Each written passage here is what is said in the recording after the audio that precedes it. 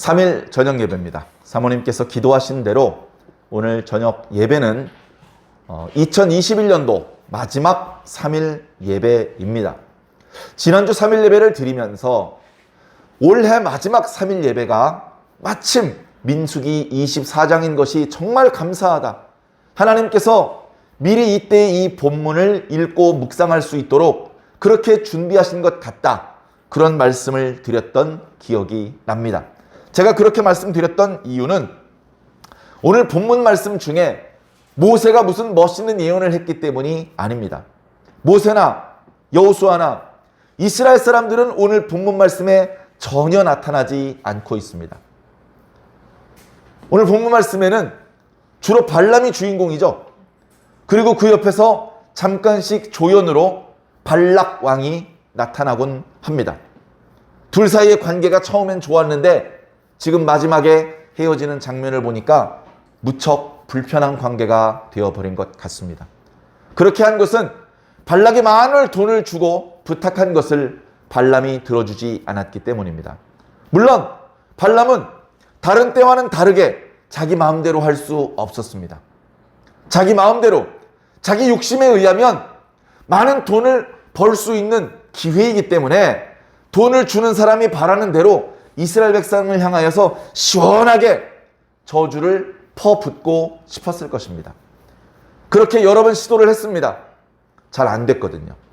오늘 말씀에는 발람이 이스라엘을 향하여 예언하는 세 번째 예언의 장면입니다.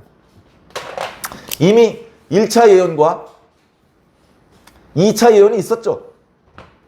자, 1차, 2차 저주를 하라고 부탁을 했는데 축복을 합니다. 또 저주를 하라고 부탁을 했는데 축복을 합니다. 그래서 오늘 3차, 이번에는 반드시 저주를 좀 해주시오. 그렇게 이야기를 합니다. 첫 번째 축복을 했을 때는 아니 저주를 해달라고 부탁을 드렸는데 왜 축복을 하십니까? 안 되겠습니다. 이스라엘 사람들이 이렇게 전체적으로 많이 보이고 있어서 그런가 본데 저축산으로 옮겨서 다시 한번 해봅시다. 저축산에 올라가면 이스라엘 진영 전체가 보이지 않고 일부분만 보여요. 이스라엘 사람들 숫자가 그렇게 많아 보이지 않아요. 거기서 보면. 거기서 한번 다시 해봅시다. 그래서 거기서 하면은 저주가 제대로 선포가 될 줄 알았더니 거기서도 하나님께서 축복을 선포하게 만드셨습니다. 그랬더니 발락이 막 야단을 칩니다. 그러면 축복도 하지 말고 저주도 하지 마시오. 차라리 아무도 안 하는 게 낫지. 축복을 막 해주면 이스라엘과 모압 사이의 균형이 점점 이스라엘이 우세해지는 쪽으로 바뀌지 않소.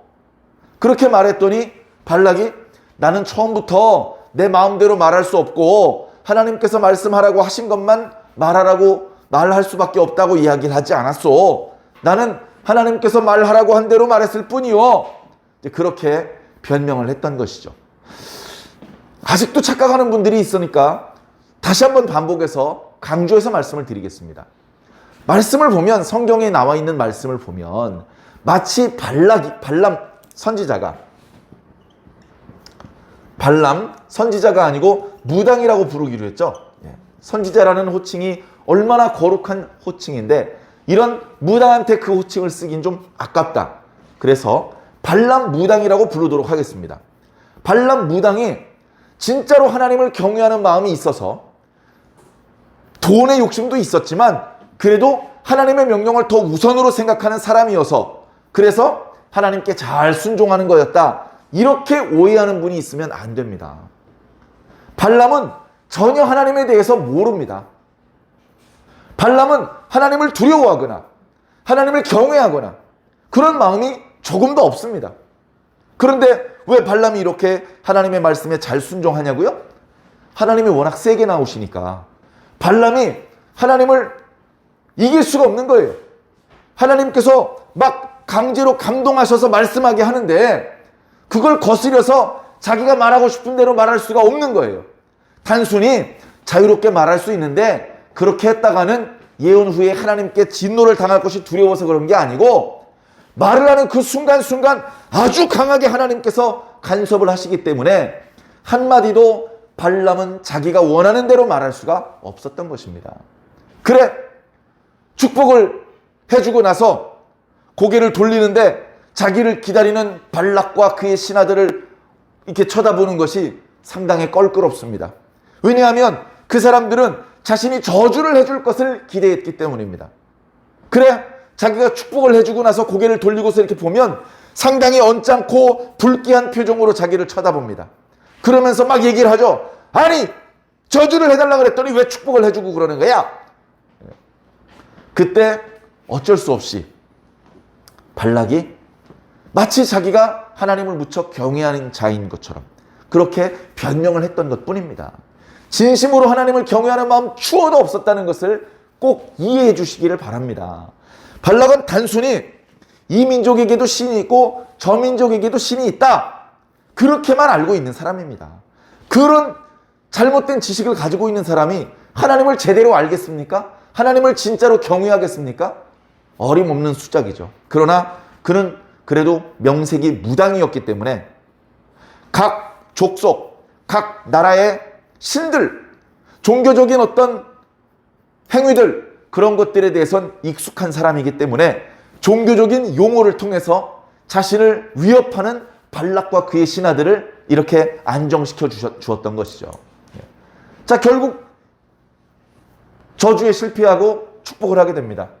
두 번째도 저주에 실패하고 축복을 하게 됩니다. 또 다시 다른 산으로 옮겼습니다. 부울산이라는 곳으로 옮겨서 거기서 또 제단을 7개 쌓고 거기서 송아지 한 마리, 수양 한 마리씩을 잡았습니다. 그리고서 전에는 발람 왕에게, 발락 왕, 발가락이라 그랬죠? 여기 모압 왕입니다. 발락 왕에게 당신은 여기 계시오. 나 조금만 더 올라가서 하나님을 만나고 오겠소. 오늘은 뭐라고 선포해야 되는지 하나님의 지시를 받고 오겠소. 이렇게 해가지고 그 위에 올라가서 점수를 펼쳤다라고 기록을 하고 있습니다. 그런데 그 점수를 펼치는 동안에 하나님의 영이 정말로 나타나서 이 발람 무당을 두렵게 하니까 발람 무당이 두려워서 하나님의 영이 지시하는 대로 말할 수밖에 없었거든요. 그런데 두 번 축복했으면 됐으니까 이번엔 저주를 해야지. 발람도 그렇게 생각을 했습니다. 발람 무당도. 그런데 또 저만큼 올라가서 점수를 펼쳤다가 그 순간에 하나님의 영이 임하시면 안 되니까 하나님의 영이 임하시기 전에 번제를 다 마친 이후에 얼른 이스라엘 백성들이 내려다 보이는 언덕에서 이스라엘 백성들을 내려다 보면서 마음대로 그냥 저주를, 하나님 오늘은 뭐라고 말할까요? 여쭤보지도 않고 자기 멋대로 저주를 쏟으려고 했어요. 그런데 말씀을 자세히 보니까 그 순간에 자기 멋대로 말할 수 없도록 하나님께서 또 강하게 임재하시는 모습을 말씀해주고 있습니다. 2절 말씀을 읽어보겠습니다. 자, 1절부터 읽어볼게요. 발람 무당이 자기가 이스라엘을 축복하는 것을 여호와께서 선히 여기심을 두 차례 경험을 통해서 알게 됐죠. 그래서 하나님의 뜻을 물어보지 않고 자기 멋대로 저주를 하려고 합니다. 그래서 전과 같이 점수를 쓰지 않습니다. 그리고 그의 얼굴을 광야로 향하여서 눈을 들어 이스라엘이 그 지파대로 천막 친 것을 보는데, 보고서 거기다 대고 저주를 퍼부으려고 했는데 그때에 하나님의 영이 발람 무당 위에 임한지라. 하나님의 영은요, 나쁜 놈에게도 임할 수 있습니다. 나쁜 놈에게도 임해서 그로 하여금 악한 행동을 하게 할 수도 있고 악한 행동을 하지 못하게 할 수도 있고 거짓말을 말하게 할 수도 있고 하나님의 말씀을 선포하게도 할 수 있습니다. 이번에는 어떻게 하신 것이죠? 아주 못돼 처먹은 놈이었지만 그에게 임하여서 그의 입술을 통해서 하나님의 계획이 선포되게 하셨습니다. 하나님의 계획은 뭡니까? 이스라엘 백성들을 축복하는 겁니다. 그래서 이번에 세 번째도 발람은 이스라엘을 저주하는 데 실패하고 세 번째 이스라엘을 축복하게 됐습니다. 뒤에서 듣고 있던 발락 왕이 완전히 꼭지가 돌았습니다. 그래가지고 그 축복의 선포가 끝나고 말을 그치고 이 이스라엘 사람들을 내려다 보이는 곳에서 발락 왕이 있는 쪽으로 몸을 돌리자마자 지금 뭐 하는 거야! 이렇게 소리를 친 것이죠. 화가 엄청나게 났다는 뜻입니다. 막 박수를 치면서 이제 아무 소리도 하지 마! 많은 돈을 주고 영원만 무당이라 그래서 불러왔더니 우리가 요구하는 대로 저주를 퍼붓지 않고 자기 멋대로 축복을 하고 있네. 그런 분노를 쏟아낸 것이죠. 뭐 말은 좀 점잖게 합니다. 내가 당신을 존귀한 사람으로 만들어 주려고 했다. 돈도 많이 주고 또 벼슬도 주고 당신을 유명한 사람으로 만들어 주려고 했다. 근데 보니까 여호와 하나님께서 당신이 존귀한 자가 되는 것을 원하지 않나 보다. 내가 화가 많이 나 있는데 내가 지금 너를 잡아 죽일지도 모르니까 빨리 니네 동네로 달아나라. 이렇게 이야기를 한 겁니다. 화가 많이 난 것이죠. 거기다 대고 또 변명을 합니다. 나는 처음부터 내 마음대로 말할 수 없다고 말하지 않았어. 당신이 나한테 돈을 조금 주어서 그런 것이 아니오. 아무리 돈을 많이 주었더라도 나는 내 마음대로 말할 수가 없어. 그렇게 변명을 늘어놓으면서 자, 이렇게 된 바에 저 이스라엘 민족들이 앞으로 어떻게 될 것인지에 대해서 내가 또 해주겠어 하면서 4차 예언을 합니다. 이 축복들도요, 보면 과거의 이야기도 있지만 현재와 미래에 하나님께서 복을 주시는 이야기들이 담겨 있습니다. 그리고 특별히 이제 이스라엘을 저주하는 것이 완전히 실패했다. 그런 것들을 깨닫고 마지막으로 준 이 예언의 내용에는 이스라엘 백성들의 미래의 이야기. 자, 이스라엘 백성들이 지금 아직 어디 있냐면요. 시딤, 모압 광야에 있습니다. 여기서 이제 요단강을 건너가서 가나안에 들어가겠죠? 그래서 여기 정복을 합니다. 정복 전쟁을 합니다. 전쟁이 끝나고 여호수아가 죽고 그 다음에 나중에 사울이 왕이 될 때까지 사사시대.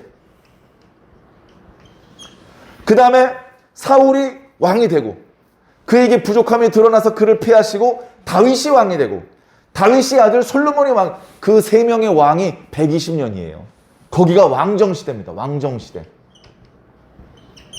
네. 왕정시대. 왕정시대가 끝나고 남북이 분열됐어요. 분열시대. 분열 왕국시대. 그리고 나서 북왕국이 멸망하고 남왕국이 멸망하고 그런 이제 이스라엘의 역사가 쭉 이어지지 않습니까? 그리고 맨 나중에 예수 그리스도께서 출현하시는 거예요. 이것까지 내다보고 지금 하나님께서는 발람 무당을 통해서 당신의 뜻과 계획을 보여주시는 겁니다. 그래서 오늘 말씀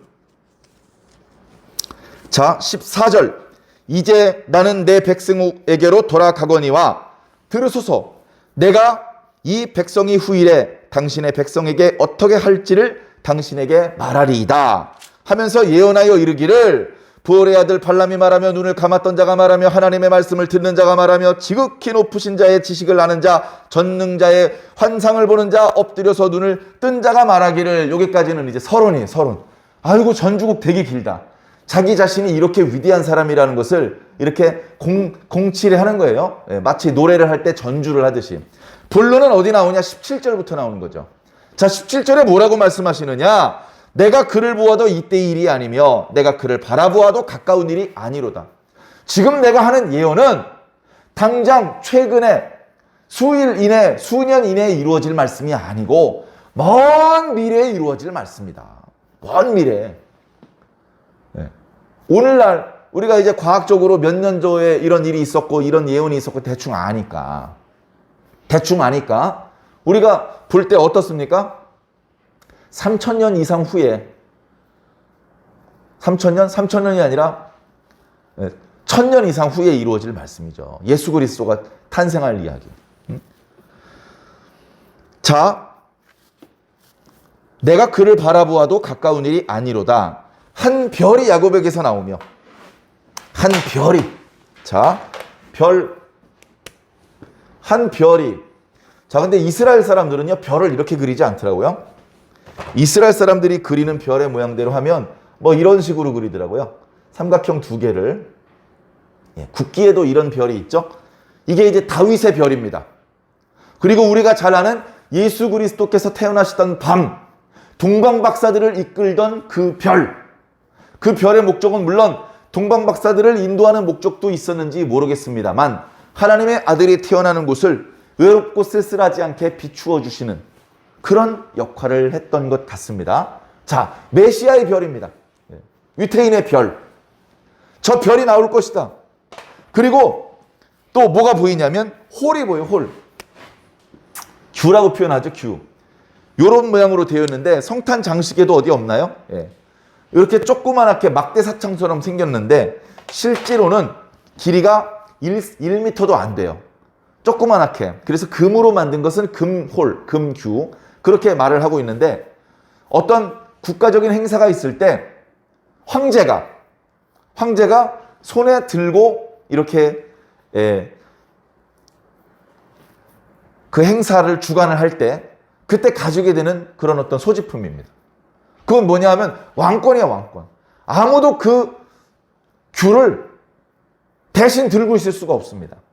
황제가 아닌 사람이 들고 있으면 그는 죽여야 됩니다. 왕권은 오직 나에게 있다. 그것을 상징하는 것이거든요. 그런데 그것이 어디서 나오냐 하면 이스라엘에게서 나온다는 겁니다. 이스라엘에게서. 한 별이 야곱에게서 나오며 한 규가 이스라엘에게서 나올 것이다. 이게 뭐냐면요. 예수 그리스도입니다. 예수 그리스도.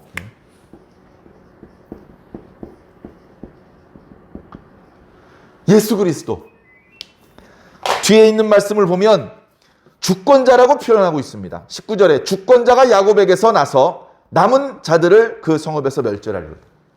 자, 그래서 실질로 이스라엘 백성들이 물론 모압 백성들에게 더 이상 지배를 받지 않습니다. 이스라엘 백성들이 모압보다도 훨씬 강대국에게 공격을 받아서 정신을 못 차리고 있을 때 모압이 몇 번 뒤통수를 친 적은 있어요.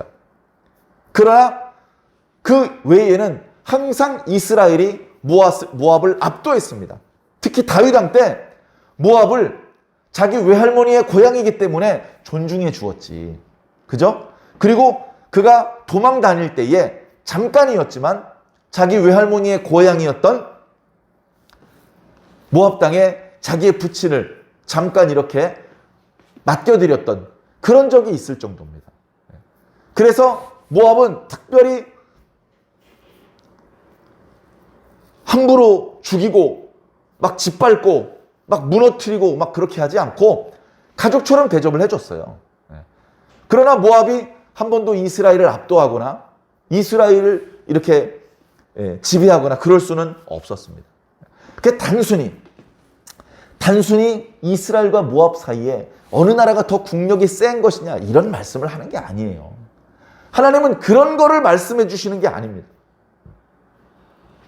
그런 정도가 아니라 야곱에게서 한 별이 나오고 이스라엘에게서 한 규가 나오고 주권자가 야곱에게서 나올 것이다.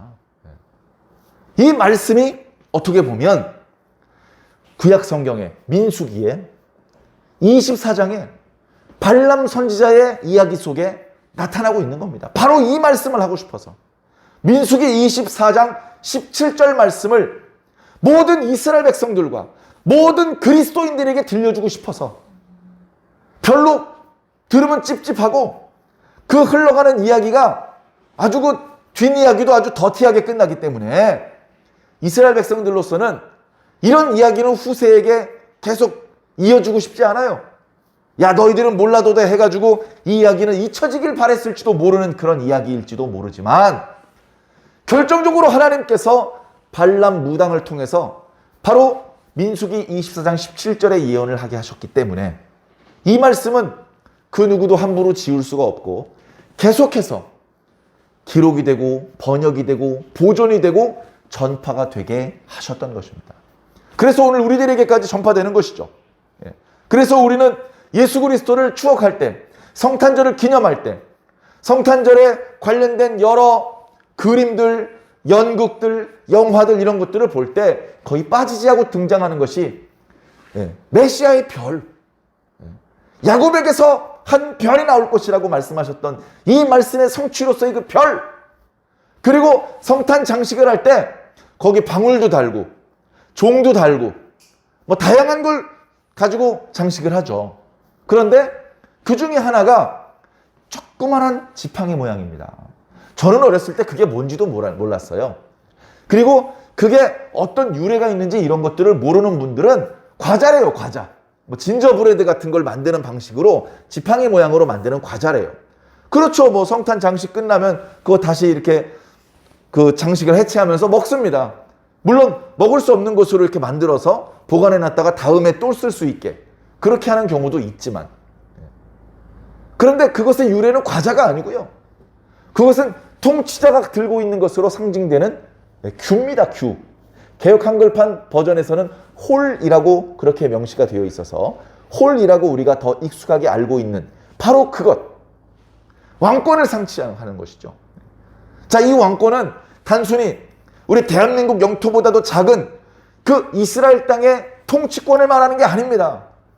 그게 뭐 대단합니까? 우리 대한민국보다도 조그만 땅덩어리의 통치자가 뭐 대단합니까?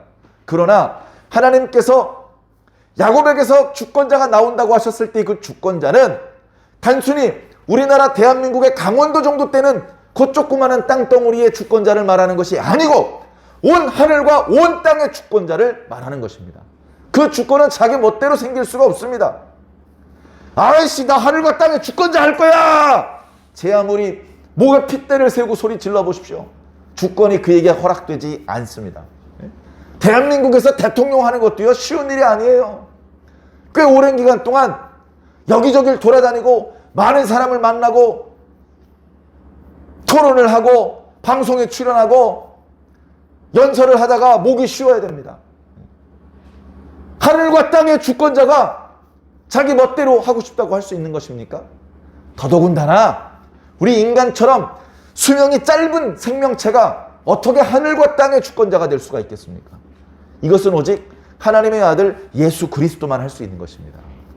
이 예언을 하던 발람도, 이 예언을 나중에 전해들었던 이스라엘 사람들도 그 의미를 어쩌면 정확히 이해하지 못했을 것입니다. 그러나 정말 감사하게도 오늘 말세에 살고 있는 우리들은 이 말씀의 의미를 이해하고 있어요. 이것은 예수 그리스도를 가리킨 말씀이다. 뿐만 아니라 말씀의 내용을 보면 이 말씀의 내용이 단순히 예수 그리스도의 초임만을 말씀하시는 것이 아닙니다. 무척 상징적인 표현으로 그렇게 표현하고 있습니다만, 그래서 이 구체적인 의미를 해석하는 데에는 많은 오류가 있고 또 많은 논쟁이 있습니다만, 이 내용은 더 길게는 예수 그리스도께서 다시 오시고 이 세상에 임할 각종 환난과 그리고 최후의 하나님의 주권의 승리에 대해서 말씀해주고 있는 것입니다. 이제 우리들은 이제 거기까지 이제 보는 것이죠. 그 뒤에 보면요, 계속해서 아말렉 족속을 향해서 예언하는 내용이 나옵니다. 너희들은 으뜸이지만 결국은 망한다. 그 다음에 겐 족속. 겐 족속은요, 본래 모세를 도와줬던 족속입니다. 그런데 그 겐 족속도 겐 족속 전체가 다 모세 편이 아닙니다. 겐 족속 사람들이 모두 다 여호와 하나님을 알고 섬기는 사람들이 아니었던 것이죠. 그렇지 않은 사람들도 많이 있습니다. 심지어 오늘 말씀에 그들을 가리켜 가인 족속이다 라고 표현을 하고 있습니다. 가인은 사실은 노아의 홍수 때 멸종되었던 사람들입니다. 그런데 그 이후에 뭔가 하나님 앞에 지혜롭지 못하고 어리석고 또 악한 행동들을 하는 사람들을 가인의 족속 같다, 뭐 이렇게 말을 했던 것이죠. 그래서 그들도 결국은 아수르의 포로가 될 것이다. 이런 일들이 일어나면 어떻게 되겠느냐? 슬프다. 23절에 하나님이 이 일을 행하시리니 그때의 살자가 누구이랴? 자, 하나님께서 다시 오시는 날, 예수 그리스도께서 다시 오시는 날, 예수 그리스도께서 다시 오실 때의 모습을 보면 예수 그리스도께서 처음 오실 때와 같은 작은 모습, 연약한 모습이 아닙니다. 예수 그리스도께서 다시 오실 때에 많은 사람들이 그를 본다고 했습니다. 그러면서 예수 그리스도께서 가지고 계신 그 영광을 감당할 수 없어서 도망갈 것이다. 어린 양의 진노를 피하여 숨게 될 것이다 라고 말하고 있습니다. 그러면서 말하죠. 어차피 죽을 거 저 어린 양의 분노로 죽고 싶지 않다. 어린 양의 얼굴을 마주보는 것은 두렵다. 부끄럽다. 바위 덩어리야. 그냥 떨어지지 말고 내 머리 위에 떨어져다오 라고 말하는 일이 있을 정도로 세상 지말에 하나님 앞에 하나님의 자녀가 되는 권세가 없는 자들은 그런 끔찍한 최후를 맞이할 수밖에 없게 될 것을 미리 말씀해주고 있는 것입니다. 자, 25절에 보면 발람이 일어나 자기 곳으로 갔고 발락도 돌아갔다. 두 사람 사이에 더 이상의 다툼이나 언쟁이나 대화는 없이 여기서 등을 돌리고 각자의 길로 가버렸다. 이렇게 이제 말씀이 기록되고 있어서 발람이 따로 발락에게 귀띔해 준 것은 없다. 그렇게 생각해 볼 수도 있는데요. 다음 주에 다시 말씀드리겠습니다만 성경을 보면 성경의 발람에 대한 이야기가 민수기에만 있는 것이 아니거든요. 여호수아서에도 있고요. 베드로 전후서에도 있고요. 그래 발람의 이름이 다른 자리에서는 어떻게 설명되고 있는지를 살펴보면 이때 발람 무당이 그냥 간 게 아니에요. 발락이 아까 줬던 돈 다시 돌려내놔. 그렇게 말했을 때 그 돈을 돌려주기 싫어서 그랬는지 발람이 악한 꾀를 발락 왕에게 알려줍니다. 그 꾀 때문에 25장에 보면 이스라엘 백성들이 꽤 많이 죽는 그런 일들이 나타나기도 합니다. 결론적으로 발람은 하나님을 조금도 두려워하는 경외하는 마음이 없었던 자예요. 그는 철저히 하나님을 무시하고 하나님을 두려워하지 않고 결국은 자기 본성, 사악함대로 움직였던 자입니다. 결과적으로 발람은 하나님께서 하시는 일을 방해한 자가 됐어요. 몇 차례 축복을 해 주었지만 그것으로 인해서 하나님께 칭찬받을 게 없습니다. 본래 사악한 자였더라도 하나님의 영의 감동을 체험하고 하나님의 백성들을 축복하고 하나님께서 하시는 일은 이런 것이구나. 하나님께서 이 백성들을 복주시기를 원하는구나. 하나님께서 이 백성들을 통해서 뭔가 중요한 일을 하기를 원하는구나. 하나님이 유일하신 신이구나. 이제 이런 것들을 여러 차례 감동을 통해서 깨달았으면 본래 가지고 있던 악한 생각을 버리고 하나님의 백성으로 귀의할 수도 있었을 텐데 발람 무당은 그렇게 하지 않습니다. 왜?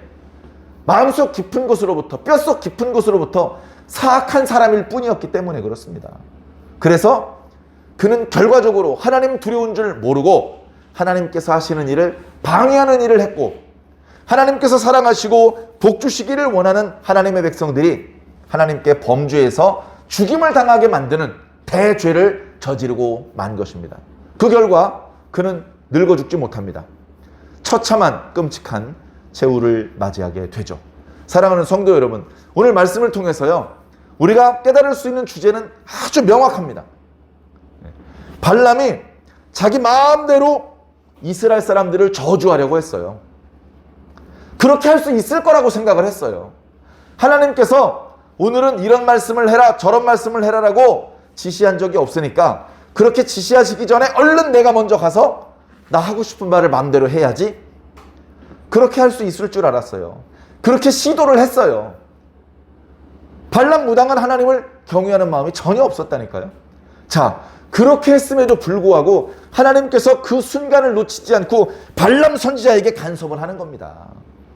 하나님의 영이 임하는 거예요. 하나님의 영이. 하나님의 영이 임할 때 복받는 자에게는 벌벌벌 떴다가 따뜻한 담요를 누가 뒤에서 이렇게 덮어주면 그 얼었던 몸이 녹고 마음에 어떤 떨림이나 불안함이나 이런 것들이 편안해지죠. 하나님의 성령을 받을 때에 그런 편안함, 그런 따뜻함을 느끼면서 받는 경우도 있습니다. 그런데 하나님의 성령을 받을 때 원래는 편안했는데 큰 두려움으로 받을 수도 있는 겁니다. 지금 발람에게는요 두려움으로 임한 거예요. 하나님의 영이 두려움으로 그를 꽉 잡으시니까 그가 갑자기 무서워서 벌벌벌벌 떨 수밖에 없었고 자기가 본래 말하려고 했던 말들을 다 잊어버리고 그 순간 자기 입술을 주장하시는 하나님의 말씀을 그대로 선포할 수밖에 없었습니다. 그 내용이 야곱에게서 한 별이 이스라엘에게서 한 규가 나올 것을 예언한 것이죠. 인간은 하나님의 뜻을 거스릴 수 없습니다. 이 자리에서 하나님께서는 이스라엘 백성들이 그가 비록 무당이라 할지라도 축복되기를 원하셨습니다. 그게 하나님의 분명하신 뜻이었습니다. 이스라엘 사람이어도 좋고 아니어도 좋다.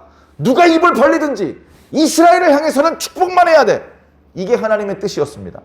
그걸 감히 발락이 거스르려고 했고 발람이 거스르려고 했습니다. 하나님께서 거스르게 내버려 두지 않으셨습니다. 하나님의 뜻은 아무도 거스릴 수가 없습니다. 하나님께서 이렇게 하시는 것을 본래 뜻하셨는데 그걸 누가 막어? 안 됩니다. 아니 되옵니다. 아무도 막을 수 없다. 아무도. 개미 한 마리가 불도저가 밀고 오는데 개미 한 마리가 서가지고 소리를 지릅니다. 안 돼요 아저씨. 여기 우리 엄마 아빠도 있고 우리 집이 여기 있단 말이에요. 아저씨 이쪽으로 오지 마세요. 소리 질러봤자 불도저 기사한테 들리지도 않습니다. 그 들린다 하더라도 야야 다치기 시키면 싫으면 도망가라 해? 그리고 그냥 밀어버리면 끝나는 겁니다. 개미들이 안 되겠네. 뻔때를 보여주겠다. 얘들아 다 나와. 해가지고 개미 10,000마리 50,000마리가 와가지고 불도저를 막아요.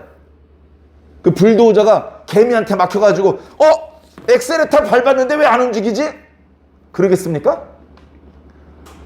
개미는 1초도 저항하지 못하고 그냥 깔려 죽는 겁니다. 누가 하나님께서 하시는 일을 막을 수 있습니까? 누가 예수 그리스도께서 이 땅에 오시는 것을 막을 수 있습니까? 누가 예수 그리스도께 지금 오려고 하시는데 예수님 잠깐만요. 내년에 오세요. 이렇게 예수님을 이래라 저래라 할 수 있습니까? 그냥 예수님은 그냥 하나님은 아무 저항을 느끼지 못하고 그냥 당신 하고 싶은 대로 다 하시는 겁니다. 막 하다가 이렇게 뭐 막히는 게 없어요. 누가 하나님을 막을 수 있습니까? 이 우주에서 주권이 뭔지 보여주시는 날이 오실 겁니다. 지금 하나님께서 최고의 능력을 가지고 계시지만 그 힘을 숨기고 계셔서 감히 하나님 같은 게 어디 있어라고 말하는 사람들이 뻣뻣이 고개를 들고 살고 있습니다. 하나님의 말씀을 외칠 때 구라치지 마! 이렇게 말하는 사람이 고개를 들고 다니고 있습니다. 하나님께서 입을 다물고 계시니까 멍청인 줄 알아요. 사랑하는 성도 여러분, 어느 순간 하나님께서 입술을 여실 겁니다. 어느 순간 하나님께서 당신의 힘을 보여주실 겁니다. 누가 하나님을 막을 수 있습니까? 예수님께서 작은 모양으로 오셨는데도 그 예수님과 대화를 해서 이길 수가 없었어요. 그런데 예수님께서 본래 크기대로 오시면 누가 예수님을 감당할 수 있겠습니까? 누가 예수님을 맞설 수 있고 누가 예수님을 대적할 수 있겠습니까? 도망가기 바쁜 거죠. 도망가기 바빠. 이 세상은 빛이 오면 어둠이 도망가려고 하는 것처럼 예수님께서 다시 오실 때 다 도망갈 겁니다. 개미 새끼 한 마리 남겨놓지 않고 다 도망갔을 때 사랑하는 당신의 백성들이 그 앞에 나와서 주님 어서 오시옵소서. 주님을 기다리며 영접하는 성도들이 복을 받는 겁니다. 한밤중에 신랑이로도 할 때 기름 준비 못 해가지고 기름 어디서 구하는 거야?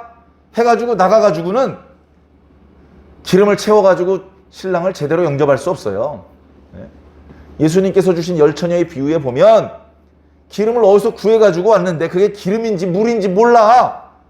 밤중이라 잘 보이지도 않아. 그래 왔는데 왔더니 문이 잠겼어요. 문이 잠겼어. 문 좀 열어주세요.